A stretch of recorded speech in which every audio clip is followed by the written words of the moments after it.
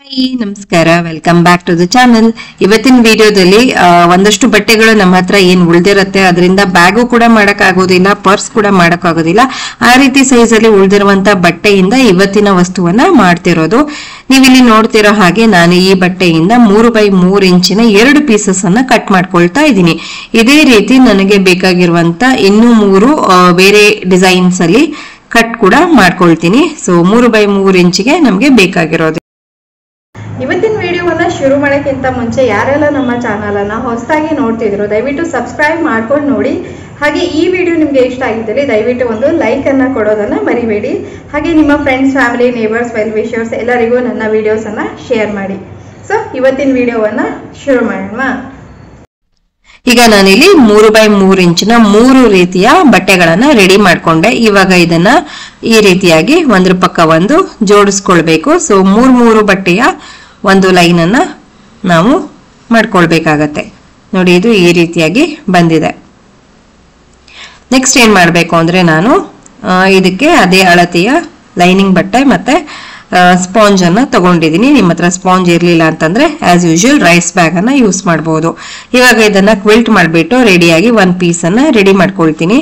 ನೋಡಿ, ಇಲ್ಲಿ 2 ಪೀಸಸ್ ಇದು ರೆಡಿ ಆಯ್ತು. ನೆಕ್ಸ್ಟ್ ಏನ್ ಮಾಡ್ತೀನಿ ಅಂದ್ರೆ ಪ್ಲೇನ್ ಆಗಿರುವಂತ 2 ಪೀಸಸ್ ಅನ್ನ ಇಲ್ಲಿ ರೆಡಿ ಮಾಡ್ಕೊಂಡಿದೀನಿ. ನಾನಿಲ್ಲಿ ಬ್ಲಾಕ್ ಬಟ್ಟೆಯನ್ನ ಬಳಸ್ತಾ ಇದ್ದೀನಿ. ನಿಮ್ಮ ಹತ್ರ ಯಾವ್ದಿದೆಯೋ ನೀವು ಅದನ್ನ ಬಳಸಬಹುದು.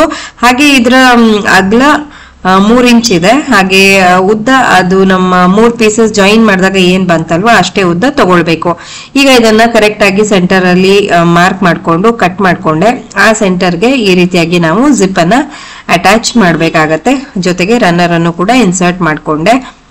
ಸೊ ಜಿಪ್ ಅಟ್ಯಾಚ್ ಮಾಡೋದ್ರ ಬಗ್ಗೆನೇ ಡೀಟೇಲ್ ವಿಡಿಯೋ ಈಗಾಗಲೇ ಪೋಸ್ಟ್ ಮಾಡಿದ್ದೀನಿ. ಇಂಟ್ರೆಸ್ಟ್ ಇರೋರು ಚೆಕ್ ಮಾಡ್ಕೊಳ್ಬಹುದು. ಸೊ ಈ ರೀತಿಯಾಗಿ ಒಂದ್ಸಲ ಸ್ಟಿಚ್ ಮಾಡ್ಬಿಟ್ಟು ನಂತರ ಅದನ್ನ ಪ್ರೆಸ್ ಸ್ಟಿಚ್ ಅನ್ನ ಮಾಡ್ಬಿಟ್ಟು ಈ ಒಂದು ಪೀಸ್ ಅನ್ನ ರೆಡಿ ಮಾಡ್ಕೊಂಡೆ.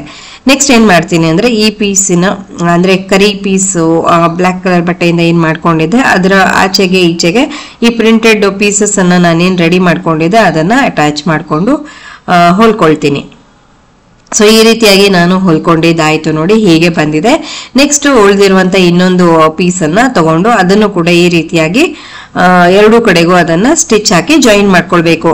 ಈ ಒಂದು ಪ್ರಾಡಕ್ಟ್ ನ ಮೇನ್ ಉದ್ದೇಶ ಏನು ಅಂದ್ರೆ ಚಿಕ್ಕ ಚಿಕ್ಕ ಬಟ್ಟೆಗಳಿದ್ರು ಸಹ ಅದನ್ನ ಜಾಯಿನ್ ಮಾಡ್ಬಿಟ್ಟು ಹೇಗೆ ನಾವು ಒಂದು ವಸ್ತುವನ್ನ ಕ್ರಿಯೇಟ್ ಮಾಡ್ಬೋದು ಅಂತ ತೋರ್ಸೋದು.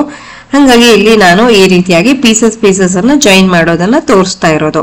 ಈಗ ನೋಡಿ, ಈಗ ಎಲ್ಲವನ್ನು ಜಾಯಿನ್ ಮಾಡ್ಕೊಂಡಿದ ನಂತರ ಏನ್ ಮಾಡ್ಬೇಕು ಅಂದ್ರೆ ಈ ರೀತಿಯಾಗಿ ಇದನ್ನ ಕರೆಕ್ಟ್ ಆಗಿ ಇಟ್ಬಿಟ್ಟು 2 ಕಡೆಗೂ ಸ್ಟಿಚ್ ಅನ್ನ ಹಾಕೊಳ್ಬೇಕು.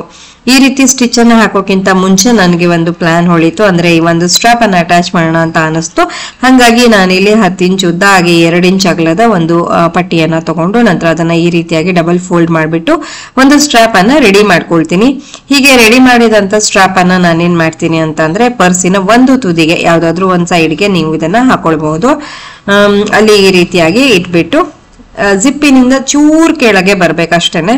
ಆ ರೀತಿಯಾಗಿ ಇಟ್ಬಿಟ್ಟು ಇಲ್ಲೂ ಕೂಡ ಡಬಲ್ ಸ್ಟಿಚ್ ಅನ್ನ ಹಾಕ್ಬಿಟ್ಟು ಬರ್ತೀನಿ. ನೋಡಿ, ಇವಾಗ ನಾನು ಸ್ಟಿಚ್ ಹಾಕೊಂಡಿದ್ ಬಂದಿದ್ದಾಯ್ತು. ಇವಾಗ ಇದನ್ನ ಸೀದಾ ಮಾಡ್ಕೊಳ್ಳೋ ಸಮಯ. ಸೊ ನೋಡ್ಬೋದು, ಕಾಂಟ್ರಾಸ್ಟ್ ಆಗಿ ಕಾಣ್ತಿರುವಂತ ಸುಂದರವಾದ hand purse ready to use ಇದೆ. ನೀವೇ ನೋಡ್ದ ಹಾಗೆ ಚಿಕ್ಕ ಚಿಕ್ಕ ಬಟ್ಟೆಗಳನ್ನ ಬಳಸ್ಬಿಟ್ಟು ಒಂದು ಡಿಫ್ರೆಂಟ್ ಲುಕ್ ಕೊಡುವಂತಹ ಒಂದು ಐಟಮ್ ಅನ್ನ ನಾವು ರೆಡಿ ಮಾಡಿದ್ದಾಯ್ತು. ಇದಾಗಿತ್ತು ಇವತ್ತಿನ ವಿಡಿಯೋ. ಇವತ್ತಿನ ವಿಡಿಯೋ ನಿಮ್ಗೆಲ್ರಿಗೂ ಇಷ್ಟ ಆಯ್ತು ಅಂತ ನಾನು ಭಾವಿಸ್ತಾ ಇದ್ದೀನಿ. ಇಷ್ಟ ಆಗಿದ್ದಲ್ಲಿ ಪ್ಲೀಸ್ ಒಂದು ಲೈಕ್ ಕೊಡಿ. ಚಾನಲ್ಗೆ ಹೊಸಬರಾಗಿದ್ದಲ್ಲಿ ಸಬ್ಸ್ಕ್ರೈಬ್ ಮಾಡ್ಕೊಂಡು ನೋಡಿ ಅಂತ ಹೇಳ್ತಾ ಇನ್ನೊಂದು ಹೊಸ ವಿಡಿಯೋದೊಂದಿಗೆ ಭೇಟಿಯಾಗೋಣ. ಅಲ್ಲಿವರೆಗೂ ಎಲ್ರಿಗೂ ಧನ್ಯವಾದಗಳು. Take care and bye.